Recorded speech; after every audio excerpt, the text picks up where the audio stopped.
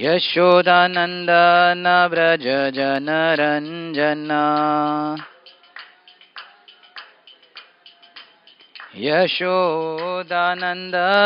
व्रज जनरञ्जना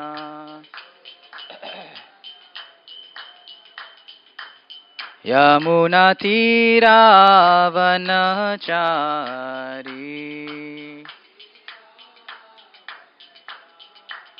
यमुनातीरावनचारी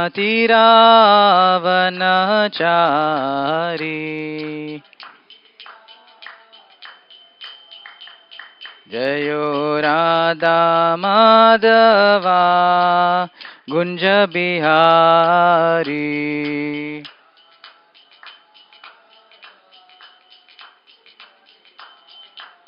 हरे कृष्णा कृष्णा कृष्णा हरे हरे हरे रामा राम राम हरे हरे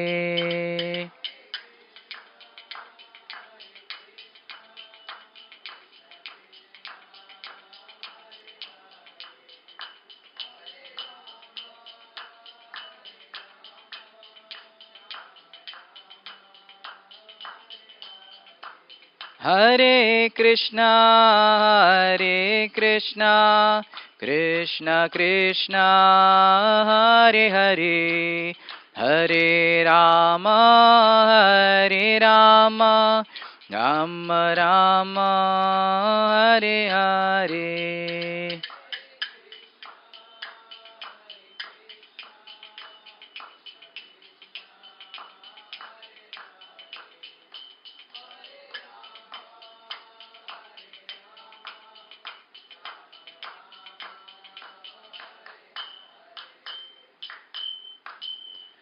जय ओम विष्णुपाद परमहंस परिव्रजकाचार्य अष्टोत्तर शतसिद्धि डिवाइन ग्रेस सभे चरणारविंद भक्ति वेदांत स्वामी श्री प्रभुपाद की जय ओम विष्णुपाद परमहंस परिव्रजकाचार्य अष्टोत्तर शतश्री श्रीमद his divine grace Bhaktisiddhanta Saraswati Goswami Prabhupada महाराज की अनंत कोटि वैष्णव वृंद की नामाचार्य श्री हरिदास ठाकुर की प्रेम से कहो श्री कृष्ण चैतन्य प्रभु नित्यानंद श्री अद्वैत गदाधार श्रीवासादि गौर भक्त वृंद की श्री श्री राधा कृष्ण गोप गोपीनाथ श्याम कुंड राधा कुंड श्री गिरि गोवर्धन की ग्रंथराज श्रीमद् भागवतम की अनंत कोटि वैष्णव वृंद की जय।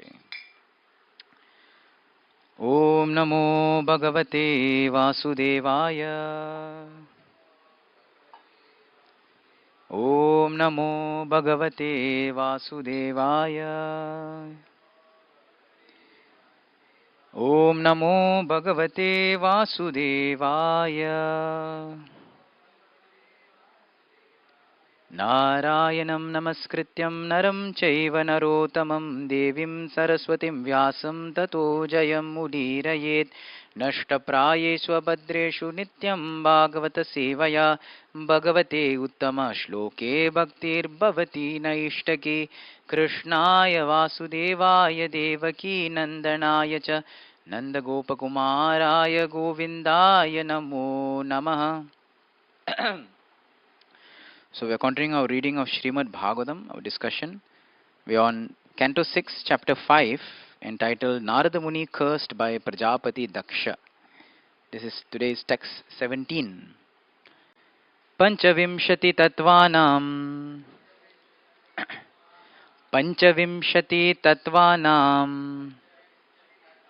Purushodbhuta Darpana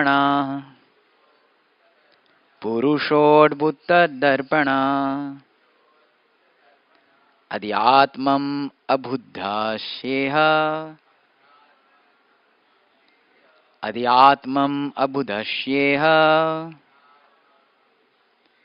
kim asat karma bhir bhavet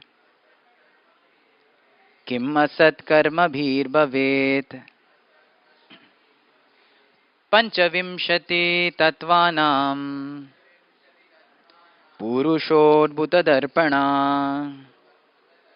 Adhyatmam abudhasyeha kim asat karma bhir bhavet Panchavimshati Tattvanam Puruषोद्भुतदर्पणा Adhyatmam abudasyeha Kimma satkarbhirbhavet Panchavimshati tattvanam Puruषोद्भुतदर्पणा Adhyatmam abudasyeha Kimma satkarbhirbhavet. Prabhus can recite.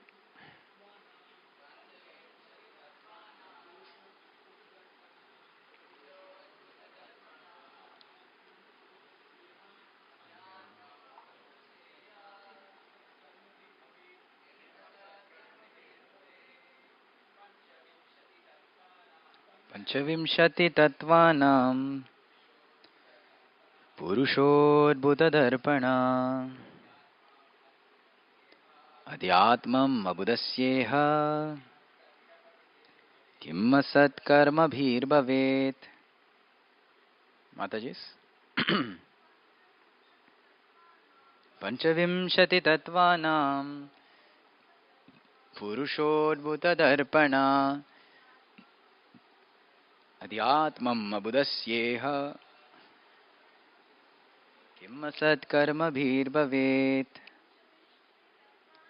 Panchavimshati tattvanam Puruषोद्भुतदर्पणा Adhyatmam abudasyeha Kimma satkarbhirbhavet.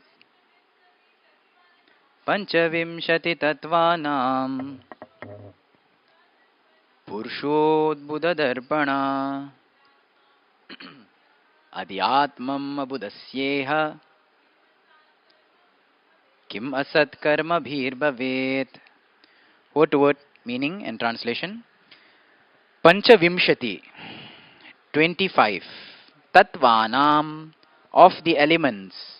Purushaha, the Supreme Personality of Godhead. Adbhuta Dharpanaha, the wonderful manifester. Adhyatmam, the overseer of all causes and effects. Abudasya, of one who does not know. Iha, in this world. Kimmasat karma bhir bhavet. What can be the benefit of engaging in temporary fruitive activities? Translation and purport by His Divine Grace A.C. Bhaktivedanta Swami Srila Prabhupada. Srila Prabhupada ki. Translation. Narada Muni had said that there is a house made of 25 elements. The Haryashvas understood this analogy. An explanation for us. The Supreme Lord is the reservoir of the 25 elements, and as the Supreme Being, the conductor of cause and effect, He causes their manifestation. If one engages in temporary fruitive activities, not knowing that Supreme Person, what benefit will he derive? So we look at the purport. Philosophers and scientists conduct scholarly research to find the original cause, but they should do so scientifically, not whimsically or through fantastic theories. The science of the original cause is explained in various literatures, various Vedic literatures. Athato Brahma Jigyasa, Janmadi Asya Yataha. The Vedanta Sutra explains that one should inquire about the Supreme Soul. Such inquiry about the Supreme is called Brahma Jigyasa. The Absolute Truth, Tattva, is explained in Srimad Bhagavatam. Vadanti tat tattvavidas tattvam yajnanam advayam brahmeti paramatmeti bhagavaniti shabdyate. The learned transcendentalists who know the Absolute Truth call this non-dual substance Brahman, Paramatma or Bhagavan. The Absolute Truth appears to neophytes as impersonal Brahman, to advanced mystic yogis as Paramatma, the Supersoul, but devotees who are further advanced understand the Absolute Truth as the Supreme Lord Vishnu. This material cosmic manifestation is an expansion of the energy of Lord Krishna or Lord Vishnu. ekadesha sthitasya joshna vistarini yata parasya brahmana shakti statedam akilam jagat. Translation: whatever we see in this world is but an expansion of the various energies of the Supreme Personality of Godhead, who is like a fire that spreads illumination for long distance, although it is situated in one place. Vishnu Purana. The entire cosmic manifestation is an expansion of the Supreme Lord. Therefore, if one does not conduct research to find the Supreme Cause, but instead falsely engages in frivolous, temporary activities, what is the use of demanding recognition as an important scientist or philosopher? If one does not know the ultimate cause, what is the use of his scientific and philosophical research? The Purusha, the original person, Bhagavan, Vishnu, can be understood only by devotional service. Bhaktya mam abhijanati yavan yaschasmi tatvatah. Only by devotional service can one understand the Supreme Person who is behind everything. One must try to understand that the material elements are separated inferior energy of the Lord and that the living entity is the Lord's spiritual energy. Whatever we experience, including matter and the spirit soul, the living force, is but a combination of two energies of Lord Vishnu, the inferior energy and the superior energy. One should seriously study the facts concerning creation, maintenance, devastation, as well as the permanent place from which one never need to return. Yat gatva na nivartante. Human society should study this, but instead of culturing such knowledge, people are attracted to temporary happiness and sense gratification, culminating in bottomless, topless passion. There is no profit in such activities. One must engage himself in the Krishna conscious movement.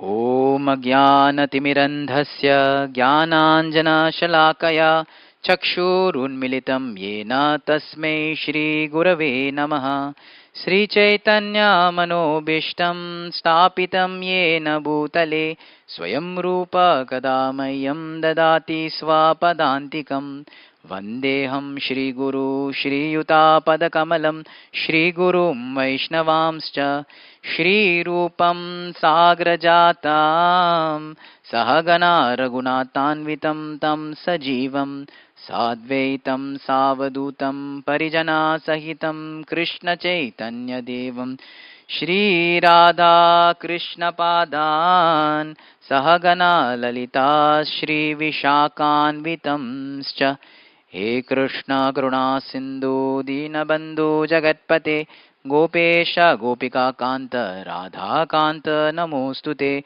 Tapta Kanchana Gaurangi Radhe Vrindavaneshwari Vrishabhanu Sute Devi Pranamami Hari Priye Vancha Kalpatarubhyascha Kripa Sindhubhya Evacha Patitanam Pavanyebhyo Vaishnavebhyo Namo Namaha Jai Shri Krishna Chaitanya Prabhu Nityananda Shri Advaita Gadadara Shrivasadi Gaura Bhakta Vrinda Hare Krishna Krishna Krishna Hare Hare Hare Rama Rama Rama Hare Hare Mukam karoti vachalam pangum langayate girim yatkripatamaham vande Shri Guru Dinatarinam Paramananda Madhavam Sri Chaitanya Ishwaram.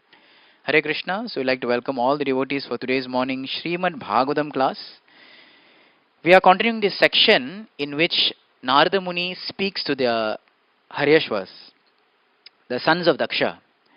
And he speaks 10 items which the Haryashvas immediately upon hearing understand the meaning and they immediately renounce life. So we are not so intelligent.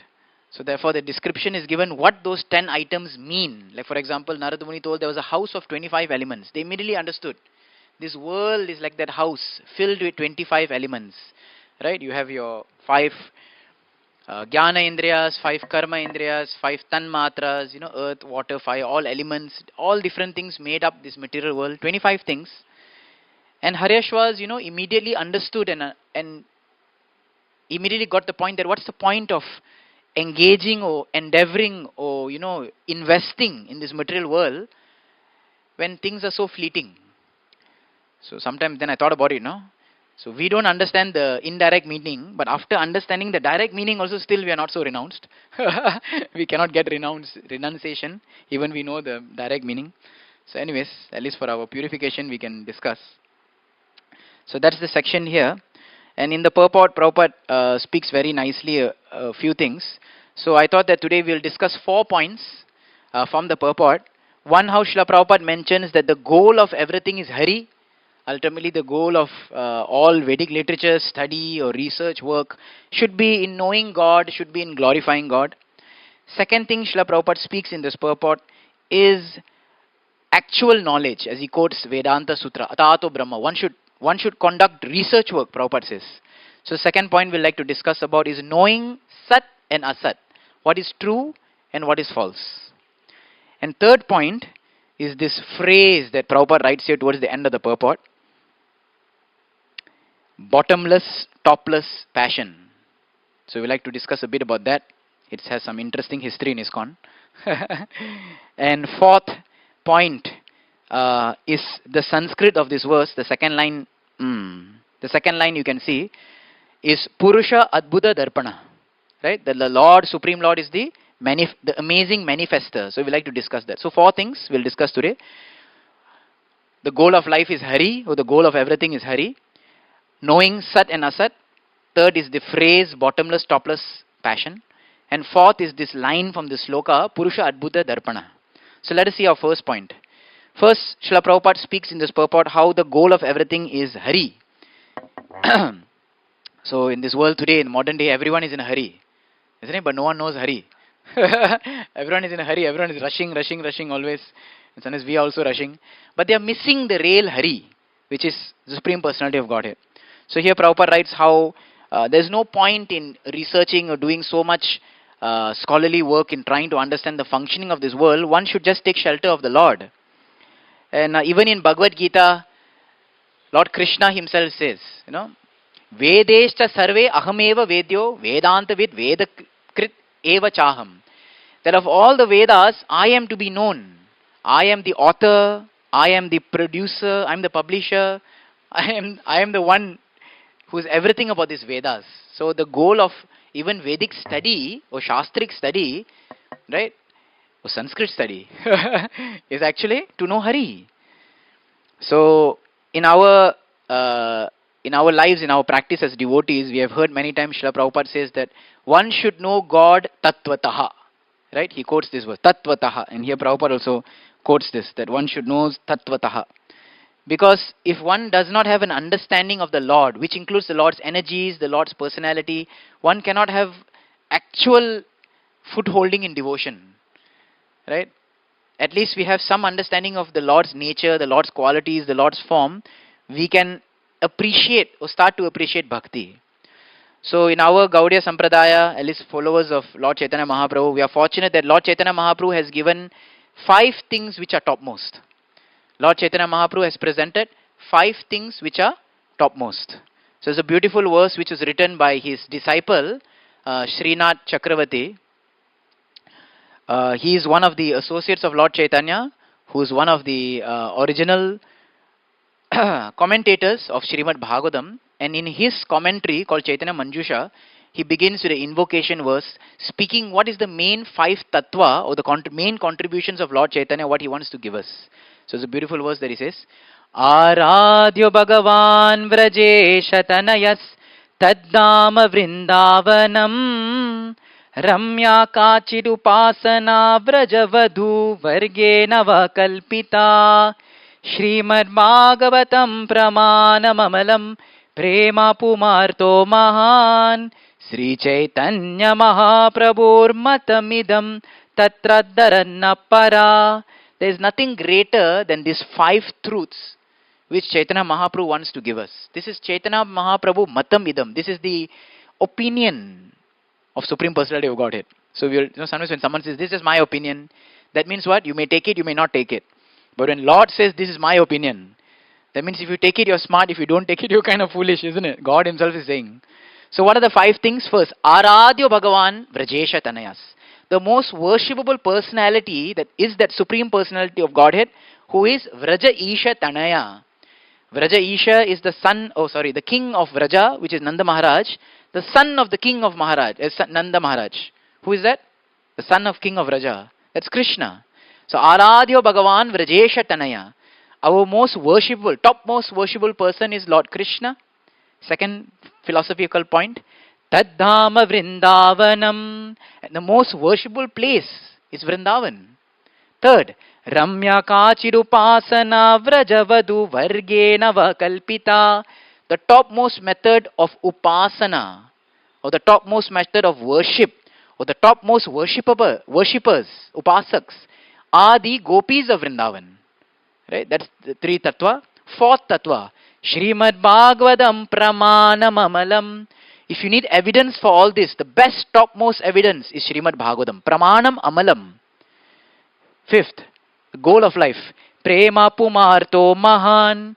There are many arthas or wanted things in life. Anartha means something unwanted. Artha means something wanted. So the topmost wanted thing is prema. So like this, Chaitanya Mahaprabhu has given these 5 tattvas, and we are so fortunate that we don't have to confuse ourselves with the 25 elements or the 10 this, 10 that. At least we know these 5 tattvas, that this is the goal of life given in summary. Adding to that, our Sampradaya Acharyas, especially Srila Bhaktivinoda Thakur, realizing how tattva, how gyan is so important, he has written a book called Dashamula Tattva or Dashamula Nirnay, where he has spoken about 10 truths. Chaitanya Mahaprabhu gave 5. Bhaktivinoda Thakur says 5 is not enough for some people. Right? Still they don't understand how Lord and his energies work. So he has given Dashamula. It's a small book. It's a very small, like a pocket size or pamphlet size kind of thing, but very deep. So we can actually appreciate how all the acharyas are so much emphasizing, especially as Kali Yuga progresses, we need more these things because we do not know so many things, isn't it? So he gives a beautiful verse. He starts. This is the opening verse to his book, Dashamula. Amnaya praha tattvam harimiha paramam sarva shaktim rasabdim tadbinnam samscha jivan prakati kavalitan tad vimukam chabbavat Bedha Beda Prakasham Sakalamapi Harer Sadhanam Shuddha Bhaktim Sadhyam Tat Pritim Evaiti Upadishati Janan Gaura Chandra Swayamsa. So he begins with his 10 things by saying the first thing, Amnaya Praha. Everything begins from Vedas. Amnaya Praha. First you have to accept the Vedas. So that is the biggest problem nowadays. Many people are ritualistic, many people are religious, but nobody is Vedic. In a sense, nobody is actually following the Vedas, or nobody knows the Vedas. So he says, first accept that the Vedas are the supreme authority. Amnaya Praha. And this Amnaya, these Vedas are now speaking the next 9 tattvas. What are the next 9 tattvas? Tattvam Harimiha Paramam. The Parama Tattva, the supreme absolute truth is who? Hari. Accept that, first thing. So 3 points will be on God, 3 points will be on Jiva. First thing is, God, Hari, is the Parama Tattva. Second, Sarva Shakti. He is the Sarva Shaktiman. He is all powerful. He can do, undo, redo, like Control Z, whatever. Control C, copy paste. He can do everything. So accept that the Lord is Sarva Shaktiman. Because sometimes people ask, how can God do this? There are some religions who say that God does not do activities which is not befitting his character. God does not do activities which is not befitting his character. Therefore, God will not appear in a human form. Because human form is nature. So there are other religions who say like this. God will not appear in this flesh and blood. Because he will not do something which is beneath him. Or below him. But we say he is Sarva Shaktiman. If you say he cannot, that means you are limiting him. Why are you limiting him? We say, no, he can. And when he does, he is still Divyam. He is still transcendental. So if God chooses to appear as a cow, can he appear as a cow? Yes. Still he will be transcendental. If God chooses to appear as a pig, can he appear as a pig? He did. Varahadev. He is still transcendental. So that is our understanding. We cannot say no, because Sarva Shaktiman. Now, having spoken the second tattva, someone when they say God is all powerful, when you say, no, hey, listen to him, he is all powerful. He is the number one guy in this place. Whatever he says goes. Don't go against him. Generally, how we feel? A little scared, na? Big powerful guy. If I do some mistake, he will press me and I'm gone. Like corporate culture. So we kind of afraid when someone is Sarva Shaktiman. But the next point, third point about God, or the fourth point, third point is, Bhaktivinoda Thakur say he is Rasabdim. He is an ocean of rasa. Don't take him as a autocratic or some dictator who's all powerful. Right? We have autocrats, we have dictators who are very powerful. Absolute power. But God, although he has absolute power, Sarva Shaktiman, he is also Rasabdim. He is a loving person with so many mellows. He's an ocean of rasa. He is not some crazy dictator. So then immediately the devotees are like, these 2 points are very powerful. Sarva Shaktiman and he is Akila Rasamrita Sindhu. Right? He is an ocean of rasa. He reciprocates in different ways. So that's why Bhaktivinoda Thakur, again I'll repeat, begins with Amnaya Praha. The Vedas speak this truth. What are the truths? First 3 things about the Lord. The Lord is the Paramatatva, Hari is the Paramatatva. That Hari is Sarva Shaktiman and he is also Sarva Rasabdim. He has all rasas. So these 3 things, he is the supreme truth, he is all powerful, but at the same time, he is sentient, he is sane. He is not some crazy dictator who's going to push buttons and kill us. No, he has different rasas. Right? This is about God. Now next 3 points. Okay, so we have covered 4, if you're following. So we have next 3 points, which is on Jiva. So the next 3 points on Jiva is that the Jiva are Bhinna Amshas. Right? The Jivas are part and parcels of the Lord. That means all Jivatmas belong to him. But part and parcel means we are very small. Isn't it? Just like this wall is there. And a part of this ball may be some fragments of cement. This is just part and parcel of the wall. As long as those fragments are on the wall, they have value. The moment those fragments chip off and fall down, the people will come and sweep it away. They are valueless. So as long as the jiva are connected to God, they have value. So here the fourth point, or the first point of the jiva is that they are part and we are part and parcel of the Supreme Lord. Second point about the jiva is that some of them are prakriti kavalitan. Some of them are being overwhelmed by maya. Some of them means us, basically. We are all sitting here. So we have been overwhelmed by maya. There are some categories like that. So one, they are known as the nitya bhaddhas. Third point about the jiva, they are also nitya siddhas. Right? Tat vimuktas. They are jivas who are always liberated. For example, the gopis of Vrindavan, right? The associates of the Lord. Although they come, they do pastimes, they are associating with the Lord, do not consider them ordinary. This point which is brought out by Bhaktivinoda Thakur is a shift in Gaudiya Vaishnavism. Because many, even the other Vaishnava sects or the other Vaishnava beliefs, sometimes they even consider Lakshmi or they even consider the gopis to be just ordinary jivas. They may say they may be Shuddha jivas, but they may consider some ordinary personality. That the Hari Tattva is the only supreme Tattva. But the Gaudiyas, they present that Hari is supreme, his expansion Radharani, she is also supreme, and Radharani's immediate expansions, the Nitya Siddhas, right? Her expansions like the Gopi, they are also supreme. They never ever become covered by Maya, never ever become in touch with Maya, although they may even appear in this world out of their causeless mercy. So that is the 3 points about Jiva. First is about Vedas, next 3 points about the Lord, next 3 points about the Jiva. Then, now last 3 points. Last 3 points is mentioning that this world, in this world, everything is Beda Beda Prakasham. Everything is Beda Beda Prakasham. Everything is simultaneously one with the Lord and different from the Lord. So Prabhupada gives a very simple understanding of the car, Ford. He says, look at, because that time the Ford car, nowadays maybe it's still there, right? Prabhuji worked in Ford company only. Right, Ford, right? So, the Ford car, so Prabhupada says, look at this car. The brand is Ford, right? So, this is non-different from Mr. Ford, Henry Ford. Because you look at the car, you immediately remember Henry Ford. But at the same time, it is different also. It is not Ford, isn't it? You can't go to the car and ask, Henry Ford, where are you now? What's up? How you're feeling? It's just a car. But the name itself carries so much personality, isn't it? So like that, Srila Prabhupada tells that everything is ultimately energy of the Lord. Everything is God's energy, but everything is not God. Obviously, we don't go around worshipping the camera stand. Right? But we understand it's still the energy of the Lord. So this is Beda Beda Prakasham.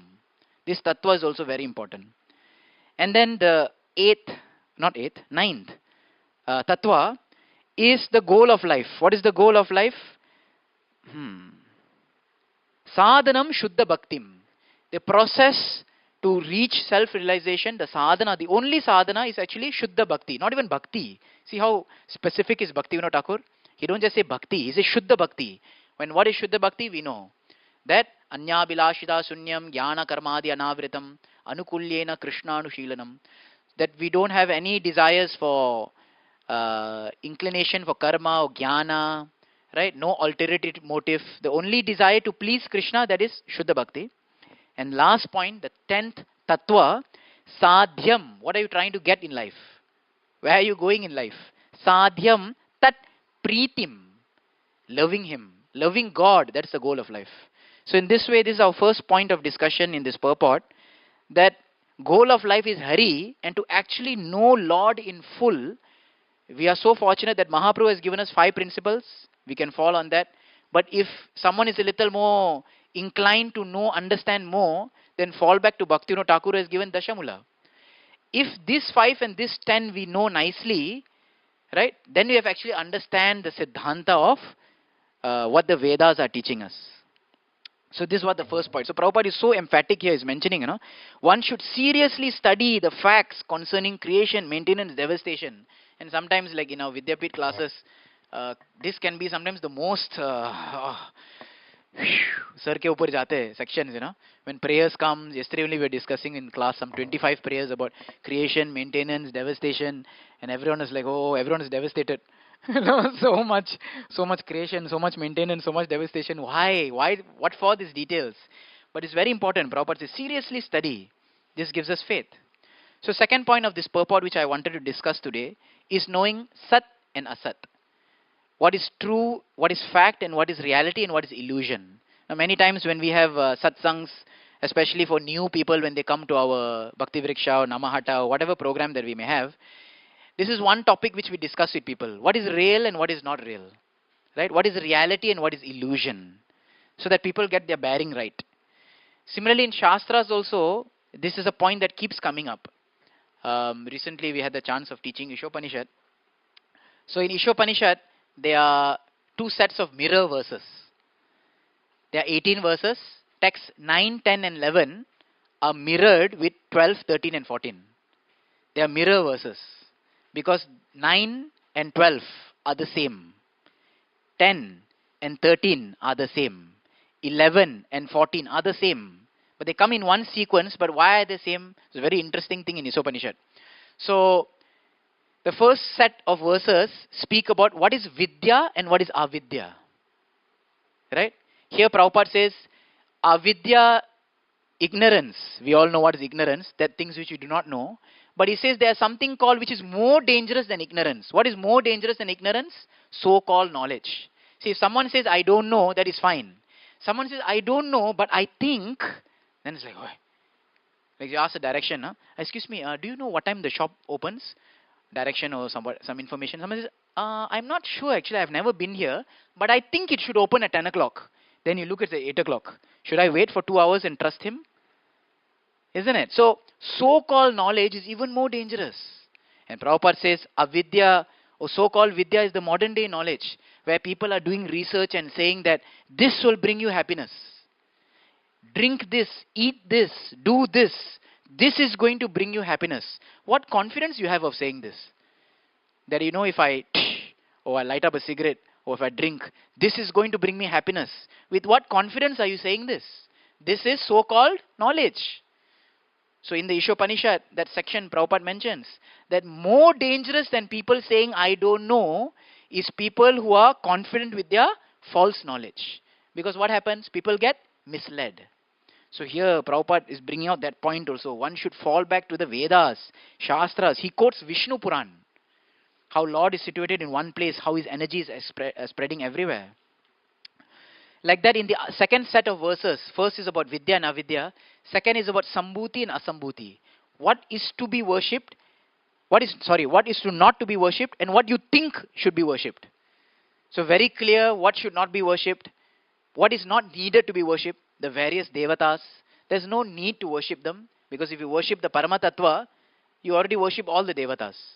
But there is another category of people who propose something that they think should be worshipped. Right?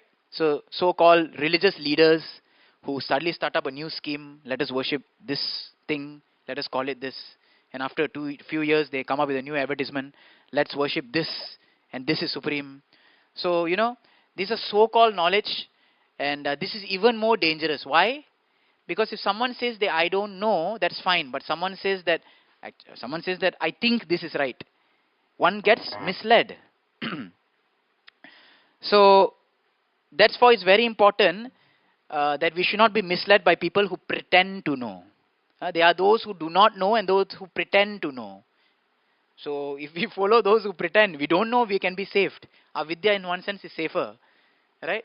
But we follow those who pretend to know, it's very dangerous.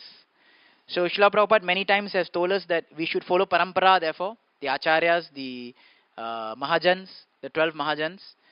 Just yesterday we were discussing one very nice section in the 8th canto, that how one need not to see, but one just by hearing can follow. So here's a pastime where Durvasa Muni had cursed the demigods because of their offense to him, and the devatas are now bereft of all power, and becoming very poverty-stricken, they go to Brahma, and they say, Brahma, please help us. Now the demons are overtaking us. What should we do? This is the beginning of the Samudra Manthan Leela. And Brahma says, oh, this is a very serious matter. Let us go to the Supreme Lord. So Brahma goes to the Supreme Lord, the Shir Sagra, the milk ocean. And it's mentioned that Brahma has never seen God in that milk ocean. Brahma has never seen Vishnu. Brahma does not know. He is praying from within his mind, and the answer is revealed in his heart. Right? And all the demigods are standing behind looking at him. Can you imagine someone who's leading you and saying, wait, I'll get the answer, 1 second. Yeah, I got it. Yeah. Wow, how will you trust such a person, isn't it? And he looks around and the demigods have to trust what they didn't hear anything, nor did they see anything. How do you know you're praying in the right direction also? Isn't it? So Prabhupada writes in that purport that Brahma Shruta Purvaya, because he has heard previously, he has known previously. Therefore, what he is praying now, although he has never seen, that is not needed. So Srila Prabhupada in that purport also mentions that if we just go on chanting Hare Krishna, right, although we have never seen God, right, we can come to the perfect understanding, because this is coming through Parampara. So there's a nice purport, this section on that 8th canto. I'll just read this. We get experience by directly seeing or by hearing. This is how we get experience in life. It is not possible to see someone directly. We can hear about him from authentic sources. Like in today's age, if you want to hear or understand any historic personality, you can't go and see them, isn't it? The only way is Wikipedia, isn't it? We can read about that person or hear about that person, then we come to understand. Sometimes people ask whether we can show them God. This is ludicrous, crazy. It is not necessary for one to see God before he can accept God. This is Prabhupada's statement. It is not necessary to see God before you can accept God. You can accept him without seeing also. Is this blind faith? No. Our sensory perception is always incomplete. Therefore, even if we see God, we may not be able to understand him. When Krishna was on earth, many people saw him, but they could not understand that he is the Supreme Personality of Godhead.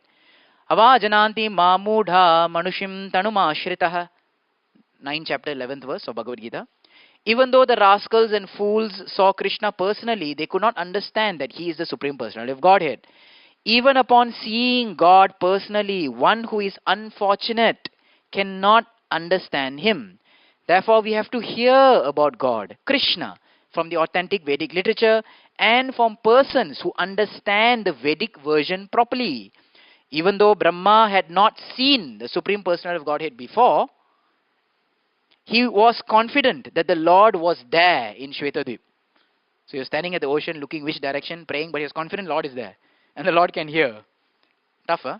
Isn't it? Sometimes someone asks you to do a puja or something. Wait, where? Bring the photo. Then I can do the puja. I can't just do a puja because we need some object of worship. Thus, he took the opportunity to go there and offer prayers to the Lord. So, hearing is more greater than seeing. So, this is the second point. So, from these 2 points, we can actually, Hari being the supreme and how we should understand him, Tatvik. And second point, how that, we should understand what reality is and what illusion is. And the best way is by hearing. From these 2 points, we can actually understand that how Srila Prabhupada stresses on studying his books and hearing. I think ISKCON is one of those very few movements or very few sampradayas where so much stress is placed on Tatvik Gyan. So much stress is placed on hearing. Because all of us practicing devotees, we understand and experience, if we really want to feel some rasa in our bhakti, if we do not hear or we do not study, then we can easily slip away from our practice, isn't it? So therefore hearing is so important. Now third point which I like to discuss is the phrase that Prabhupada writes in the end of the purport, bottomless, topless passion. What is this about? So Prabhupada is talking about something that which appears in a few lectures you have heard. It appears also in 10th canto when Prabhupada is, when the section comes which is glorifying the beauty of the gopis of Vrindavan. How they are so beautiful. In that purport Prabhupada writes, just see the beauty of this traditional Vedic culture compared to the modern day bottomless, topless passion. Prabhupada is very disgusting. So basically this is once in, I think it's 1974, when Prabhupada was in Dallas, Texas, and Prabhupada saw outside a club a neon sideboard which shows topless, bottomless dancing. And Prabhupada saw this and Prabhupada asked his disciple, what is this? And disciple is like, how do you explain to your spiritual master something so obnoxious? So they said, it's a it's a club, Prabhupada. Oh, what is this? Topless, bottomless. Sounds so funny, isn't it? They told that, Prabhupada, this is where women dance. Prabhupada said, naked women? Yes, it's a strip club. Prabhupada is so obnoxious. Prabhupada says, just see the level of sense gratification, how people have degraded. Right? Then Prabhupada mentions in some lectures that just see, people are so foolish, they are exploiting these girls. Girls themselves in the club, they are being exploited. They are exploiting them. But everyone is thinking this is enjoyment. And Prabhupada says, then, after they get pregnant, abortion is done. Further, they are implicating themselves. So Prabhupada is feeling so compassionate. And in many lectures, Prabhupada says, what is this? Foolish, topless, bottomless pleasure. Like that. So people are trying to find enjoyment in very obscene, obnoxious way, which is actually in one sense, if you think about it from a third person point of view, we are neither there nor we are involved in this. It is very embarrassing, right? It is very embarrassing if you think about it. But it is all due to ignorance and therefore, and being misled by people. And therefore our first 2 points of discussion, if we do not actually go into the 5 tattvas given by Mahaprabhu or the 10 tattvas given by Bhaktivinoda Thakur, if we do not go into seeing what is Sat and Asat in our lives, we also in the whole modern society is being victimized by topless, bottomless pleasures. Right? It is not something foreign. It is there even in this own country. Isn't it? So, till the point that we actually come to some understanding of reality and tattva, we will be misled by false vidya, false knowledge, by false sambhuti, false objects of worship, thinking that this is what life is about. This is where pleasure will come. This is what we should do in life. And a person gets swayed away, carried away. So ignorance is so powerful. Avidya is so powerful. Right? Sometimes we tell, people sometimes call us. They say, Prabhu, we heard that day the lecture and so on and so forth. We need such a thing in our college, our university. Can we arrange a program? Can you please, students are there. We have 500, 600 students. Let's arrange a class. And we try also, we give also. And then they said, after the teacher comes and said, these children are so foolish, they're not understanding, this is what they need.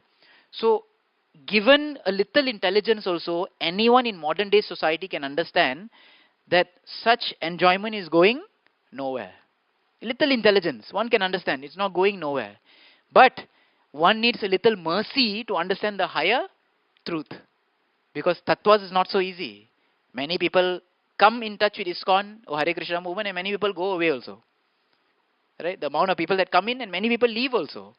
Because to digest, to accept the gyan, the tattva, before seeing, accepting, requires a lot of mercy and practice. So that is the third point, this verse or this line which Prabhupada chose to put in his purport, which will be there for the next 10,000 years. People will be wondering what is this bottomless, topless, isn't it? So that's Prabhupada's disgust actually with the material enjoyment.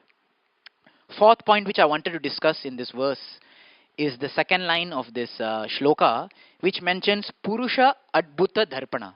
Now Srila Prabhupada translates Darpanam here as Darshanam, as manifestation. Darpana has a literal meaning, which means Darpanam means mirror. Darpanam means mirror, right? So here Purusha Adbhuta Dharpana, that the Lord is a magnificent, amazing mirror. What is this? Lord is an amazing mirror. So Vishnu Chakra Thakur explains this. He says, Lord is like a mirror, a special mirror, a magical mirror, an Adbhuta Darpanam. Why? Normal objects, when you put in the mirror, they reflect only those objects, but they do not take up the purity of that mirror. That means they do not take up the quality. If you put an object in front of the mirror, they just reflect the image, but they don't take up the quality of it. If it's hot, if it's cold, isn't it? If you put fire in front of a mirror, now if you touch fire, you'll get burnt. But if you touch the reflection of fire, it just reflects, but it doesn't show the quality. But the Lord is such a mirror that if you put an object in front of the Lord, not only does it reflect, but it also reflects the quality. And the Lord is all pure. So one coming in front of the Lord, coming in front of that mirror of the Lord, immediately they get the qualities. Therefore the jiva becomes, in one sense, a small sample, God-like. Prabhupada says, we cannot become God, but we become God-like. Right? We have small qualities. Lord is very great. We become small. So Prabhupada says, become godly. You cannot become God, but you become godly. Right? Become godly. So Vishnu Chakra Thakur continues to say, but the astonishing quality of Vishnu as a mirror, when devotees offer to Vishnu the 25 elements as chitta, when the different elements, chitta, so on, no? All the 25 elements, when we offer to the Lord, entering Vishnu, they become pure. Right? So we have a practical example in our temple. When the pujari is offering lamp, everyone worships that lamp. When pujari is offering flower, everyone worships that flower. That same flower from the tree, if it falls down, no one bothers. But that same flower, when it's offered to the Lord, it's touched the head. Why? Same flower. No, it has now reflected the quality of the Lord. It has become pujaniya. It has become glorified. It has become glorious. It is pure. We don't call it, when it's wasted, we don't call it mala or waste. We call it nirmala. Right? Nirmalyam. It is actually without contamination and is treated with or handled with respect. So Chakravarti continues. Entering Vishnu, they become pure, spiritual, eternal. Giving up the nature of reflections, they take on the qualities of Vishnu, the mirror. What is the use of karma performed by a person who does not know Vishnu, right, as the object of worship? So that is the last line here. Kim asat karma bhir bhavet. So this is one section of Bhagavatam where this last line is repeated. There are other sections also like this. Yesterday I was just discussing, we had one section similar like this in the 8th canto of Bhagavatam. When the last line of a shloka or a poetry repeats, it is called sometimes as abhyasa. Abhyasa can mean repetition. Marathi also says abhyasa means to study. Right? Ultimately study means to repeat again and again. What is study? Study means you have to do it again and again. Parat. So abhyasa means repetition. So when the last line repeats, this is an alankaram. This is actually a beautiful section. So in Bhagavatam there are like 3 or 4 sections only in the whole of Bhagavatam, which the last line like this repeats. Again and again emphasis. Kim asat karma bir bhavet. What is the point of doing material activities if they are not connected with Vishnu? So here this is the amazing mirror of the Lord. And in this connection, I'll just like to quote one more verse, which most of you may be thinking right now about mirror and the Lord. It comes another place in Bhagavatam. There's the prayers of Prahlad Maharaj. So Prahlad Maharaj in the 7th canto, 9th chapter, 11th verse, he also says how Lord is like a mirror, right? The beautiful verse which goes like this. Naivatmana praburayam nijalabha purno manam janada vidusha karuno vrinite yad jano bhagavate vidhadita manam tachatmane pratimukasya yata mukashri. So just like one's reflection is seen in the mirror, so all of us are now trying to beautify ourselves, equip ourselves. But Prahlad Maharaj said, don't do this. The jiva is nothing but a reflection of the Lord. You beautify the object, and automatically the reflection is also beautiful. But we are, in our separate endeavors, we are trying to beautify reflections. How many reflections will you try? So in Vedic Shastras, they give this analogy. Sun is there, and sun is sometimes reflected into 10-15 water pots. You know water pots? What do you call? Matka. Matka filled with water. If you look in the matka, you see, sun is also in this water pot. If you look in that water pot, sun is also this in water pot. Isn't it? So now, will you go and worship all that sun in the water pot? No, you worship the Supreme Sun. He is the original. So similarly, if we please the Supreme Lord, if we please Vishnu, the original mirror, all the reflections which are all Jivatmas, everyone becomes beautified. Yata Mukha Shri, just like decorating the face. If you decorate your face in the mirror, any mirror you look in, you look beautiful. But if you decorate the mirror, right, then you have to stand in nicely in front of some mirror. Then you will be beautiful. So it's so foolish to decorate the reflections. So like this, even Prahlad Maharaj is saying that the Lord is such a wonderful mirror, right? And in this way, the Lord is so powerful, also a magic mirror, that he does not only reflect the image, but he reflects qualities also. This is also one reason why taking darshan of the Lord is so important. This is one reason why again and again we like to see the darshan of the Lord. Or whether the Lord sees us or not, we don't know. We only can hope. But at least, we stand in front of the Lord to be reflected and offer everything in connection with the Lord. Everything that is offered in connection with the Lord becomes a reflection of the purity of the Lord. Anything separated from the Lord, it is not reflected. Right? So in this way, this is some points of this verse. I'll just summarize. 4 things we talk about in this verse, or we can study from what Srila Prabhupada has mentioned. One, that the goal of life is Hari. So important for us to know the tattvas of Vedas, that what is the goal of life, what is the mission of life, how to perfect life. So we talked about Mahaprabhu's 5 principles, right? Sri Chaitanya Mahaprabhu Matamidam.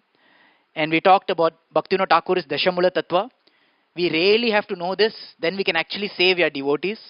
Second point, knowing this, we should also discern what is Sat and what is Asat.